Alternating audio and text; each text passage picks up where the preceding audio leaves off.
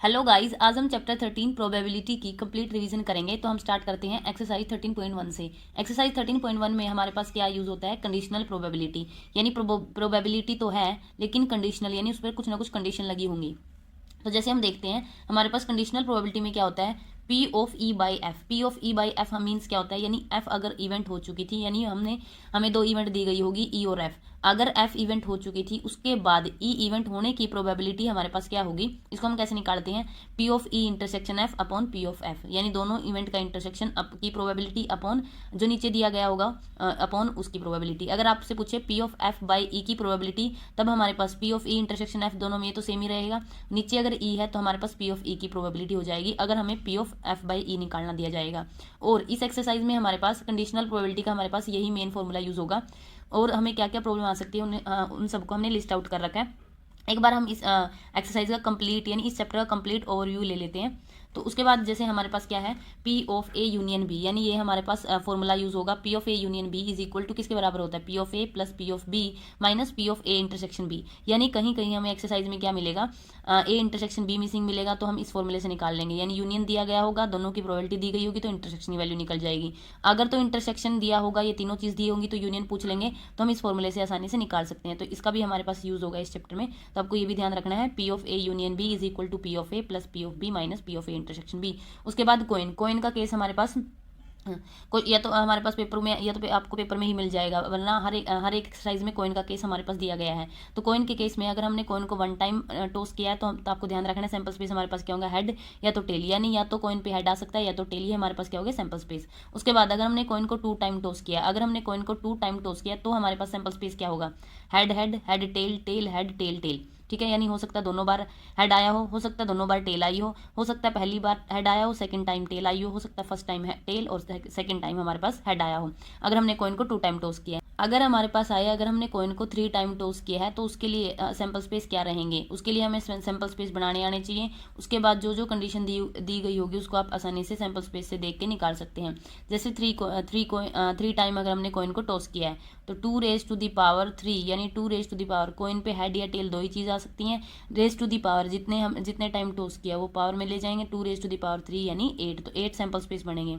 इनको हम हाफ कर लेते हैं। 8 का हाफ हमारे पास क्या होता है 4, तो आप क्या लिखेंगे, 4 टाइम आप हेड लिखेंगे। 4 टाइम हमने हेड लिखा, उसके बाद 4 टाइम आप टेल लिखेंगे। 4 टाइम हमने टेल लिखा, उसके बाद 4 का हाफ हमारे पास क्या होता है, 4 का हाफ 2, यानी 2 टाइम हेड इनके आगे और 2 टाइम टेल। तो हमने लिखा 2 टाइम हेड और 2 टाइम टेल। और 2 का हाफ हमारे पास क्या होता है 1, यानी 1 टाइम क्या लिखेंगे, 1 टाइम हेड लिखेंगे, 1 time tail, 1 time head, 1 time tail, 1 time head, 1 time tail, 1 time head, 1 time tail. इस तरीके से आपको सैंपल स्पेस बनाने में कोई भी प्रॉब्लम नहीं होगी कि हमारे पास हेड यहाँ रह गया यहाँ रह गया। तो आप अगर इस तरीके से बनाएंगे, यानी 8 का हाफ हम 4 कर लेंगे, तो 4 टाइम हेड लिखोगे, 4 टाइम टेल लिखोगे। 4 का हाफ 2 यानी 2 टाइम हेड, 2 टाइम टेल। 2 का हाफ 1 यानी 1 टाइम हेड, 1 टाइम टेल। इससे हमारा कोई भी केस नहीं छूटेगा। उसके बाद सैंपल स्पेस आपको आ गया। इसमें एटलीस्ट और एटमोस्ट के क्वेश्चन, यानी जब भी हमें एक्सरसाइज में ये बोलेंगे एटमोस्ट 2 हेड, एटलीस्ट इतना, एटमोस्ट इतना, तो इन केस में हमें क्या होता है, मतलब इनमें से हमें फेवरेबल केसेस निकालने में मुश्किल आती है। एक बार हम उसको भी देख लेते हैं। तो देखो हमारे पास क्या होगा, जैसे एटलीस्ट में हमसे आप ध्यान रखेंगे, लीस्ट यानी कम होता है, तो लीस्ट यानी कम से कम, उसके बाद उल्टा कर दीजिए, यानी एटलीस्ट यानी कम से कम और ज़्यादा भी हो सकते हैं। एट मोस्ट यानी ज़्यादा, तो ज़्यादा से ज़्यादा और कम भी हो सकते हैं। जैसे अगर इसमें से हम एग्जांपल ले लेते हैं, आपको अच्छे से समझ आ जाएगा। एग्जैक्टली अगर इसी में हमने कॉइन को 3 टाइम टॉस किया, एग्जैक्टली 2 हेड की प्रोबेबिलिटी अगर हमसे पूछ लेते हैं, एग्जैक्टली 2 हेड्स, मतलब या फिर ऐसे दे दें, ई में हमें एग्जैक्टली 2 हेड चाहिए, एफ में हमें एटलीस्ट 1 हेड चाहिए। इस तरीके से भी हमसे क्वेश्चन पूछे जा सकते हैं। तो जैसे मैंने लिखा ई में हमारे पास क्या हो सकता है, जैसे मैंने लिखा ई एग्जैक्टली 2 हेड्स, एफ हमने ले लिया एटलीस्ट 1 टेल। अगर हमसे ऐसे पूछा जाए एटलीस्ट 1 टेल, तो एग्जैक्टली 2 हेड हमारे पास क्या होगा, एग्जैक्टली 2 हेड। अभी हमने सैंपल स्पेस लिखा है, तो एग्जैक्टली 2 हेड में हमारे पास क्या हो जाएगा, एग्जैक्टली 2 हेड, एग्जैक्टली 2 हेड, और हमारे पास इसमें भी एग्जैक्टली 2 हेड। यानी हमें साफ दिख रहा है कि 2 हेड है 1 टेल है, 2 हेड है 1 टेल है, इसमें भी 2 हेड 1 टेल। यानी कितने केस है हमारे पास 3, तो 3 में हमारे पास इसकी प्रोबेबिलिटी क्या हो जाएगी, पी ऑफ ई हमारे पास क्या हो जाएगा, एग्जैक्टली 2 हेड इन 3/8। अगर तो एटलीस्ट वन टेल, यानी कम से कम एक टेल हो। पहले इसको देखो, कम से कम इस चीज़ को देखेंगे पहले, उसके बाद इसका रिवर्स करेंगे। यानी एटलीस्ट का केस देखते ही आप क्या करेंगे, कम से कम कितना कह रखा है, वन, यानी कम से कम एक टेल। तो अब देख लो, कम से कम एक टेल, कम से कम एक टेल, तो कम से कम एक टेल, ठीक है, कम से कम एक टेल। और केस नहीं है, कम से कम एक टेल, ये देख लिया, ज़्यादा भी हो सकती है, यानी ज़्यादा भी हो सकती है। कम से कम एक टेल ज़्यादा कितनी हो सकती है, 2 भी हो सकती है और 3 भी हो सकती है, मैक्सिमम 3 हो सकती है, क्योंकि हमने कॉइन को 3 टाइम टॉस किया, यानी 2 और 3 केस वाला भी लेना है हमें। तो ज़्यादा से मतलब कम से कम एक टेल, और ज़्यादा भी हो सकती हैं, ज़्यादा भी हो सकती हैं, ज़्यादा भी हो सकती हैं, ज़्यादा भी हो सकती हैं, और 3 के 3 भी हो सकती हैं। तो ये हमारे पास कितने केस हो गए, यानी 7। तो टोटल में से सर्कल सब 7 पे आया, तो 7/8। तो एटलीस्ट और एटमोस्ट के केस आप ऐसे निकालेंगे।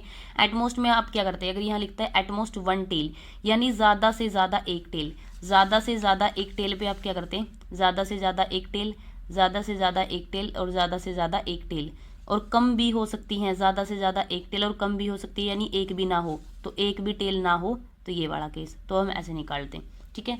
उसके बाद इस एक्सरसाइज में हमारे पास और क्या यूज़ होता है, हमें कन्फ्यूजन होती है ई और एफ इवेंट में। हमारे पास मतलब जब आप कुछ एक्सरसाइज के शुरू के क्वेश्चन करेंगे, उसमें आपको क्लियरली मेंशन लिखा होगा कि आपको P of E by F निकालना है, या फिर पी ऑफ एफ बाई ई निकालना है, या फिर ई और एफ आपको दिए मिलेंगे।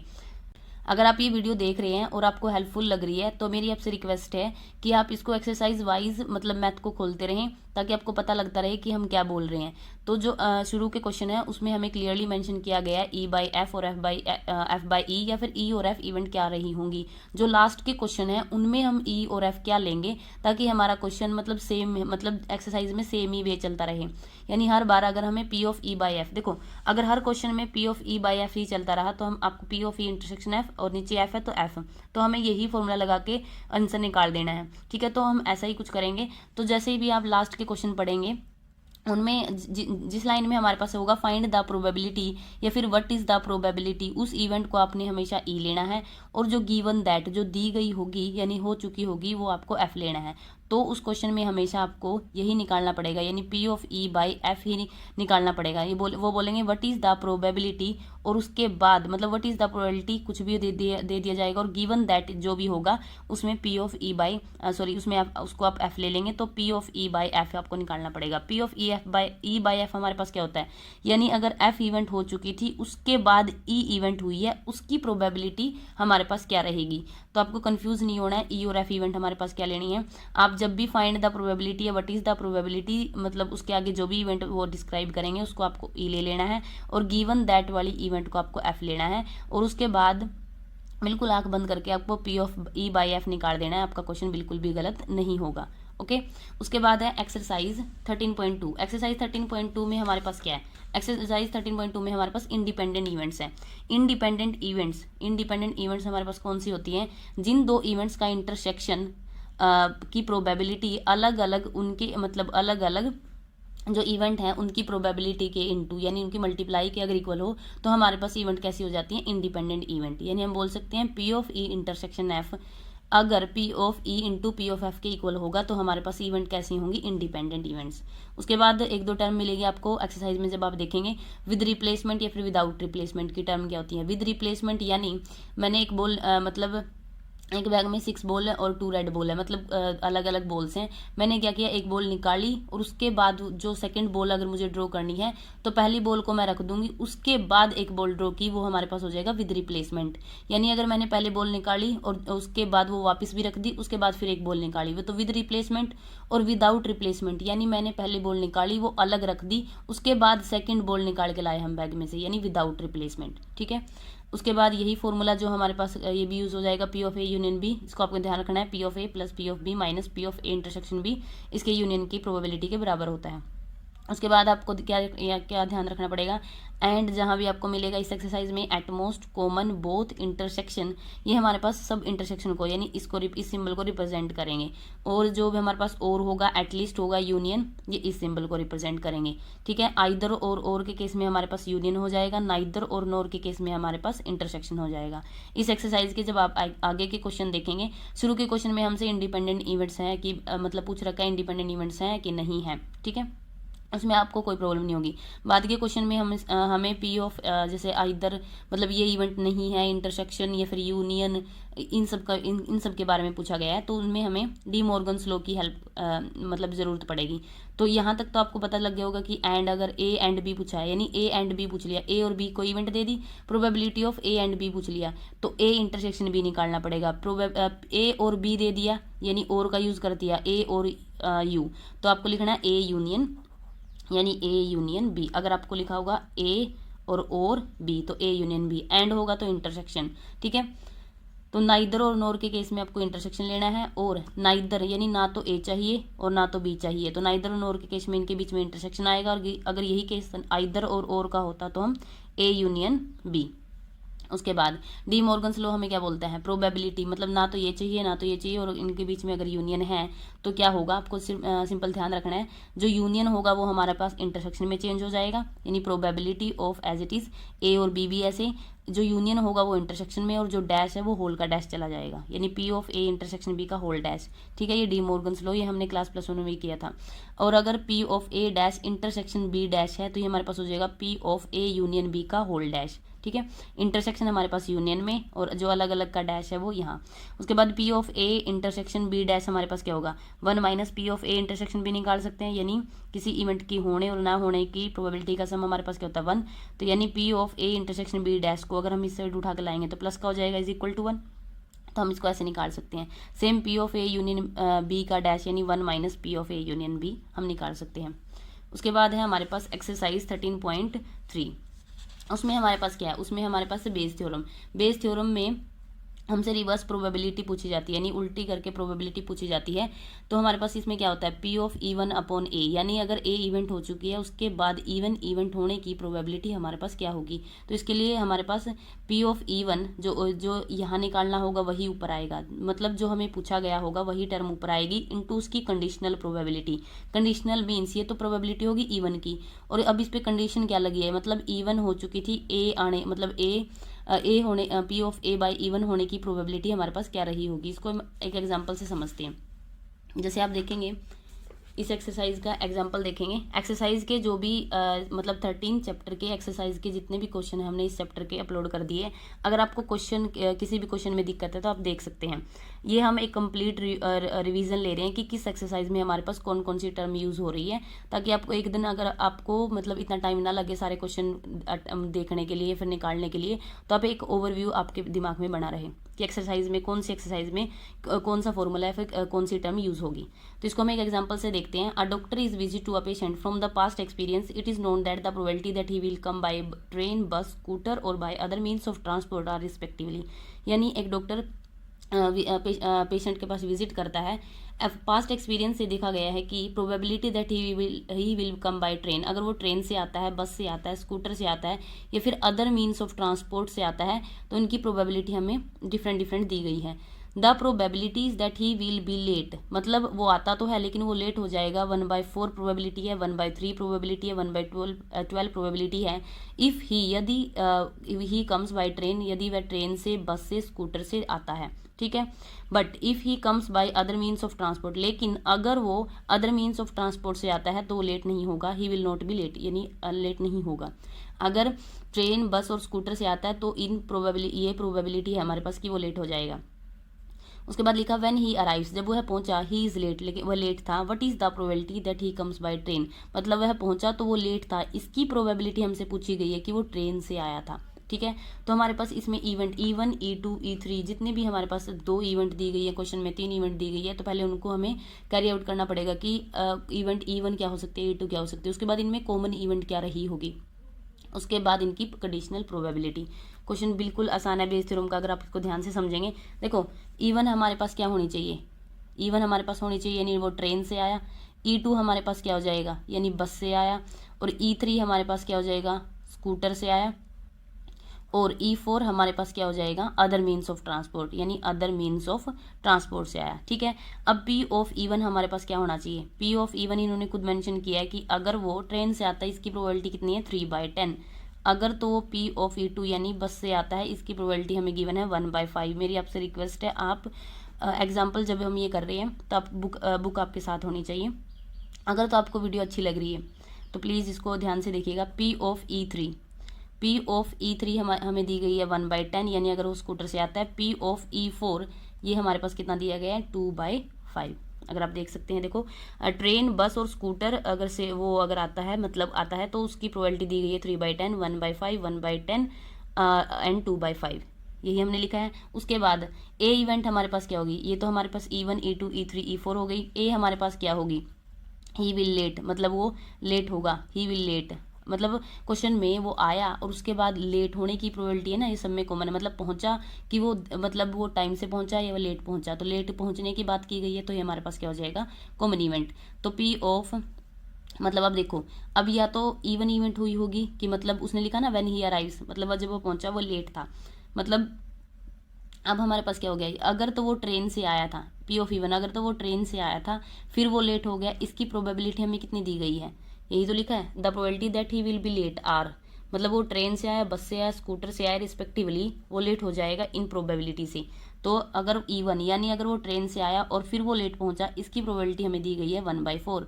अगर तो वो ट्रेन की बजाय बस से आया, यानी P ऑफ E2 इवेंट हुई होगी, अगर वो बस से आया और लेट हो गया होगा, P ऑफ ए यानी लेट हो गया होगा, इसकी प्रोबेबिलिटी दी गई है 1/3। अगर तो वो स्कूटर से आया, P ऑफ E3 हुआ होगा और फिर वो लेट पहुंचा, इसकी प्रोबेबिलिटी है 1/12। अब देखो P ऑफ E4, मतलब अगर तो वो अदर मीन्स ऑफ ट्रांसपोर्ट से आया और फिर वो मतलब फिर वो लेट हो गया, लेकिन इन्होंने क्वेश्चन में क्या लिखा है, but if he comes by other means of transport then he will not, लेकिन वो तो लेट होता ही नहीं। अगर वो अदर मीन्स ऑफ ट्रांसपोर्ट से आता है और फिर वो लेट हो जाने की पूछी गई है ना, तो वो लेट होता ही नहीं, तो प्रोबेबिलिटी क्या हो जाएगी हमारे पास 0। When he arrives he is late, इसको भूल जाते हैं एक बार। व्हाट इज द प्रोबेबिलिटी, यानी what is the probability that he comes by train. What is the probability that he comes by train, तो ही कम्स बाय ट्रेन क्या था, इवन इवेंट थी, यानी हमें E1 ये लेना है। What is the probability that he comes by train. उसके बाद when he arrives he is late, मतलब जब वह पहुंचा, ये तो हो चुका था ना, मतलब वो पहुंचा, वो लेट पहुंचा। उसके बाद इसकी प्रोबेबिलिटी क्या है कि वह लेट, मतलब कि वो ट्रेन से आया था, मतलब वो लेट तो हो चुका था लेकिन वो ट्रेन की वजह से लेट हुआ था, इसकी प्रोबेबिलिटी हमसे पूछी गई है। तो हमें पूछा गया P ऑफ E1 अपॉन ए। उसके बाद P ऑफ E1 अपॉन ए आपको आसानी से आप निकाल सकते हैं, जो अभी हमने बताया, जो ऊपर है P ऑफ E1 है, तो P ऑफ E1 इंटू उसकी कंडीशनल प्रोबेबिलिटी, यानी P of E1 A upon E1। नीचे ये एज इट इज़, यानी P of E1 into P of A by E1, plus आपके पास चलेगा P of E2 into P of A by E2, plus आपके पास चलेगा P of E3 into P of A by E3, plus P of E4 into P of A by E4। अगर आपको जो यहाँ निकालना है वो टर्म आपके पास ऊपर आएगी। अगर वो लिखते when he arrives he will late, what is the probability that he comes by scooter, मतलब that he comes by scooter, तो आपके लिए क्या लिखते P ऑफ E3 बाई ए, वही टर्म आपके पास ऊपर आती P of E3 into P of A by E3। ठीक है, जो ये टर्म है वही आपके पास ऊपर आएगी। उसके बाद जितनी बाकी टर्म्स हैं हमारे पास वो इनटू में उनकी कंडीशनल प्रोबेबिलिटी के साथ प्लस में हमारे पास आप सोल्व करोगे तो इजीली हो जाएगा। उसके बाद है हमारे पास एक्सरसाइज 13.4। एक्सरसाइज 13.4 में हमारे पास क्या है, एक्सरसाइज 13.4 और 13.5 में हमने बाइनोमियल डिस्ट्रीब्यूशन का ही यूज़ क्यों किया है, इससे रिलेटेड हमने वीडियो डाली हुई है, अगर आप चाहे तो वो देख सकते हैं। रैंडम वेरिएबल प्रोबेबिलिटी डिस्ट्रीब्यूशन और बाइनोमियल डिस्ट्रीब्यूशन हमारे पास क्या होता है, ये हम देख लेते हैं। देखो हमने इसको एक एग्जांपल से समझते हैं। अ कॉइन इज टॉस 2 टाइम, अगर हमने कॉइन को 2 टाइम टॉस किया और x रिप्रेजेंट कर रहा है नंबर ऑफ टेल्स को, तो इसमें x क्या है, रैंडम वेरिएबल, मतलब कि x की हमारे पास क्या क्या पॉसिबल वैल्यूज हो जाएंगी। देखो नंबर ऑफ टेल्स, कॉइन को हमने 2 टाइम टॉस किया, अगर हमने कॉइन को 2 टाइम टॉस किया तो हमारे पास सैंपल स्पेस क्या होते हैं, head head, head tail, tail head, और हमारे पास हो जाएगा टेल टेल।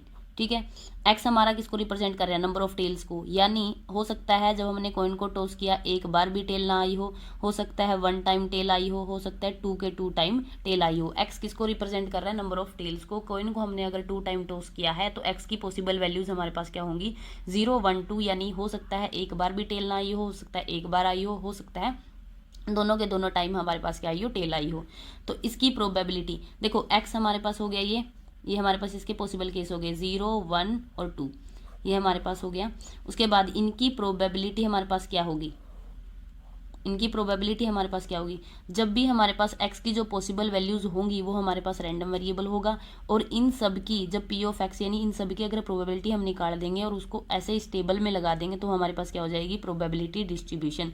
अगर आपके पास पेपर में आएगी अ कॉइन इज टॉस्ड 2 टाइम और x हमें नंबर ऑफ टेल्स के रिप्रेजेंट कर रहा है तो इसकी प्रोबेबिलिटी डिस्ट्रीब्यूशन बताओ, तो आपको x की पॉसिबल वैल्यूज लिखनी है, उसके बाद उन सब की पॉसिबल वैल्यूज की प्रोबेबिलिटी निकालनी है, ऐसे टेबल बनानी है, तो हमारे पास क्या तैयार हो जाएगा, प्रोबेबिलिटी डिस्ट्रीब्यूशन। तो देखो अब हमारे पास क्या हो जाएगा, x की वैल्यू जीरो के लिए यानी एक बार भी हमारे पास क्या, x तो किसको रिप्रेजेंट कर रहा है, नंबर ऑफ टेल्स को, एक बार भी टेल नहीं आई तो एक बार भी टेल नहीं आई, एक केस है यानी 1/4। उसके बाद एक बार टेल आई 2 केस हैं तो 2/4। उसके बाद 2 के 2 टाइम टेल आई यानी 1/4। तो ये हमारे पास क्या हो गया इस क्वेश्चन के लिए प्रोबेबिलिटी डिस्ट्रीब्यूशन टेबल। मतलब हम सैम्पल स्पेस का सहारा तब तक ले सकते हैं जब तक हमें सैम्पल स्पेस बनाने में प्रॉब्लम ना हो। इस क्वेश्चन में हमने कॉइन को 2 टाइम टॉस किया, सैम्पल स्पेस हमारे पास इजीली बन गए। अगर 2 टाइम्स की बजाय ये 4 टाइम लिखते, 5 टाइम लिखते तो हमें सैम्पल स्पेस बनाने में हमें प्रॉब्लम आती है, तब हम बाइनोमियल डिस्ट्रीब्यूशन का सहारा लेंगे। बाइनोमियल डिस्ट्रीब्यूशन भी हम इसी एग्जाम्पल से समझा देते हैं। तो देखो बाइनोमियल डिस्ट्रीब्यूशन में हमारे पास क्या होता है, NCR a raise to the power r और b raise to the power n minus r। a हमारे पास होगा सक्सेस, इवेंट की सक्सेस, और b हमारे पास हो जाएगा उसकी फेलियर। n हमारे पास क्या होगा, n हमारा किसको रिप्रेजेंट करेगा, टॉसिस को, यानी हमने कोइन है, डाई है, कुछ भी है, कितनी बार टॉस किया, कितनी बार थ्रो किया, कितनी बार ड्रॉ किया है। r की वैल्यू, जो r की वैल्यू मतलब 0, 1, 2 जो x की पॉसिबल वैल्यूज़ हैं वो r की वैल्यूज़ के लिए r की वैल्यूज़ हमारे लिए काम करेगी। जैसे 0 के लिए देखो इसी क्वेश्चन को अगर इसी से समझते हैं हम, n को हमने यानी n हमारे पास क्या होना चाहिए, कोइन को 2 टाइम टॉस किया तो n की वैल्यू 2, अगर 3 टाइम करते तो 3, तो हमारे पास हो जाएगा 2c। r की प्लेस पे हमारे पास क्या होना चाहिए 2c, फर्स्ट के लिए हम निकाल रहे हैं तो 2c 0। Success number of tails के लिए पूछा गया है, टेल आना कोइन पे 1/2 प्रोबेबिलिटी, ना आना 1/2 प्रोबेबिलिटी, तो आपको सक्सेस और फेलियर ऐसे देखनी है। ठीक है, तो हमारे पास हो जाएगा 1/2। ठीक है, अगर यही डाई का केस होता बोल देते कि 4 आना, तो 4 आना हमारे पास क्या हो गया 1/6, और न आना 1 में से माइनस कर देंगे यानी 5/6। तो 2c0 1/2 raise to the power 0 multiply 1/2 raise to the power, आपको ध्यान रखना है जो इसके पैर में है यहाँ वो इसके सिर पे आएगा, मतलब इसकी ये जो पावर होगी वो सेम होगी, आपको कंफ्यूज नहीं होना है अदरवाइज, क्योंकि यहाँ तो 1/2 मैच कर रहा है। अगर तो यही डाई का केस होता, जैसे हम 4 वाला एग्जाम्पल ले लेते कि 4 आना 1/6 और 9 आना 5/6, तो यहाँ प्रॉब्लम हो जाएगी इनकी पावर्स में, तो आंसर में गड़बड़ी आएगी। तो आपको ध्यान रखना है जो यहाँ होगा पावर वही यहाँ होगी। तो 1/2 रेज टू द पावर 0 और 2c0 1/2 raise to the power 2 - 0 यानी तो 2। तो अब इसको सोल्व करेंगे। देखो 2c0 हमारे पास कैसे खुलता है, NCR का फैक्टोरियल, सॉरी NCR हमारे पास क्या होता था कम्बिनेशन का फॉर्मूला, तो n का factorial upon n minus r का फैक्टोरियल इंटू r का फैक्टोरियल। तो इसको भी हम ऐसे खोल लेते हैं, 2 का फैक्टोरियल ऊपर n का फैक्टोरियल तो n फैक्टोरियल, हमारा भी 2 फैक्टोरियल, तो 2 - 0 2 का फैक्टोरियल यानी n माइनस r, और r का फैक्टोरियल यानी 0 का फैक्टोरियल। आपको ध्यान रखना है 0 का फैक्टोरियल हमारे पास क्या होता है 1, 0 का फैक्टोरियल 0 नहीं होता है, 0 का फैक्टोरियल 1 होता है, और किसी की पावर भी हमारे पास क्या होती है 1/2 रेज टू दी पावर 0, इसको भी 0 नहीं कर देना है, 1/2 रेज टू दी पावर 0 यानी किसी की भी पावर 0 हमेशा 1। ठीक है, तो 2 फैक्टोरियल से 2 फैक्टोरियल, 0 फैक्टोरियल इन 1, और ये भी 1 इंटू मतलब 1/2 रेज टू पावर 1, और 1/2 इसका हो जाएगा 1/4। तो सोल्व करेंगे तो हमारे पास कितना आ रहा है 1/4, यानी अगर हमने सैम्पल स्पेस से देखा और NCR वाले फॉर्मूले से देखा तो मैच कर रहा है, यानी 1/4। अगर आपको ये कोइन का मतलब 2 टाइम ऐसे आए तो इसको आप ऐसे भी कर सकते हैं, लेकिन अगर सैम्पल स्पेस बनाना मुश्किल हो तो अब हम NCR वाला फॉर्मूला लगाएंगे।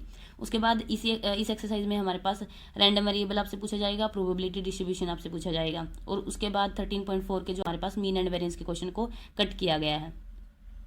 उसके बाद है हमारे पास एक्सरसाइज 13.5। तो 13.5 में हमारे पास क्या यूज़ है, बाइनोमियल डिस्ट्रीब्यूशन, यानी हमें इस एक्सरसाइज में सैम्पल स्पेस हम बना ही नहीं सकते, क्योंकि हमें जैसे डाई को 6 टाइम टॉस कर दिया, या फिर डाई को 3 टाइम टॉस कर दिया, या तो कोइन को 5 टाइम 6 टाइम, मतलब ज़्यादा हमें क्या दिया गया है जिसमें हम सैम्पल स्पेस इम्पॉसिबल होते हैं, वैसे इवेंट हमें इस एक्सरसाइज में दी गई है। तो हम बाइनोमियल डिस्ट्रीब्यूशन का यूज़ करेंगे, जैसे हमने एक्सरसाइज 13.4 के लिए बाइनोमियल डिस्ट्रीब्यूशन डिस्कस किया। तो हमारे पास बाइनोमियल डिस्ट्रीब्यूशन क्या होता है, NCR a raise to the power r b raise to the power n minus r। तो अब ध्यान रखेंगे a हमारे पास क्या हो जाएगा सक्सेस, बी हमारे पास क्या हो जाएगी फेलियर।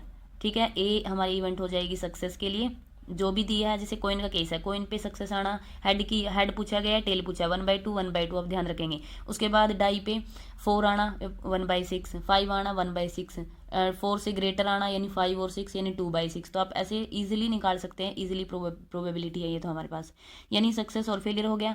एन हमारे पास क्या होगा, नंबर ऑफ थ्रो, यानी जितने टाइम आपने थ्रो किया है, टॉस किया है, ड्रॉ किया है, वो हमारे पास एन की वैल्यू का काम करेंगे। इस एक्सरसाइज में पिछली एक्सरसाइज से क्या डिफरेंट है, मतलब इसमें आपको पर्टिकुलर केस के लिए पूछा जाएगा, नहीं तो इस एक्सरसाइज को हम 13.4 में ही इंक्लूड कर देते ना। इसमें और इसमें क्या डिफरेंस दिया गया है, जैसे इसमें हमें क्या था, प्रोबेबिलिटी डिस्ट्रीब्यूशन, यानी एक्स की जो भी पॉसिबल वैल्यूज होगी 0, 1, 2, ये हमारे पास क्या हो जाएंगे, एक्स की पॉसिबल वैल्यूज। और जब हमने इसकी पी ऑफ एक्स निकाल दी और टेबल जैसे हमने ऐसे टेबुलर फॉर्म हमने लिख दी, तो हमारे पास हो गई ये प्रोबेबिलिटी डिस्ट्रीब्यूशन। अब अगर इसको अगली एक्सरसाइज में हमारे पास क्या दिया गया होगा, जैसे हमें 0 के केस के लिए निकालना है, तो वो सिंपल बोल देंगे कि एक भी सक्सेस, मतलब 0 के केस के लिए निकालो, तो पर्टिकुलर केस के लिए हो गया, हो सकता है वो बोल देते हैं कि नंबर ऑफ टेल्स में एक सक्सेस के लिए, तो 1 सक्सेस, मतलब हमारे पास एक सक्सेस होगी। जब आप एक्सरसाइज का क्वेश्चन देखेंगे ना, तो आपको अच्छे से क्लियर होगा, इसलिए हम बोल रहे हैं कि आप बुक ओपन रखना जब भी ये वीडियो देख रही हैं, अगर आपको हेल्पफुल लग रही है तो। उसके बाद जैसे वन हमने जैसे 1 सक्सेस के लिए बोल दे, 2 सक्सेस के लिए बोल दे, इसके रैंडम वेरिएबल के पॉसिबल केस अगर ज़्यादा होते, 5 सक्सेस के लिए बोल देते, तो वहाँ पर हमको पर्टिकुलर केस के लिए बोला जाएगा, ठीक है। तो अगर आपको यही बोलते कि 2 सक्सेसेस के लिए बताओ, 2 सक्सेस यानी नंबर ऑफ टेल्स, यानी 2 के 2 टाइम अगर आपके पास होता, तो आप इसमें एन की वैल्यू हमारे पास क्या हो जाती, कॉइन को तो हमने 2 टाइम टॉस किया, एन की वैल्यू 2, आर की वैल्यू यानी जो आर के यानी एक्स जो हमारे पास था रैंडम वेरिएबल, उसके केस हमारे पास थे 0, 1, 2, लेकिन इन्होंने पूछा सिर्फ 2 के लिए, तो आर की वैल्यू हमारे पास 2 हो जाती। तो सिंपल हम 2c2 A raise to the power, यानी जो भी सक्सेस होती उसकी पावर 2, और B raise to the power यानी माइनस, ये निकाल देते तो हमारे पास क्वेश्चन हो जाएगा। Thank you guys.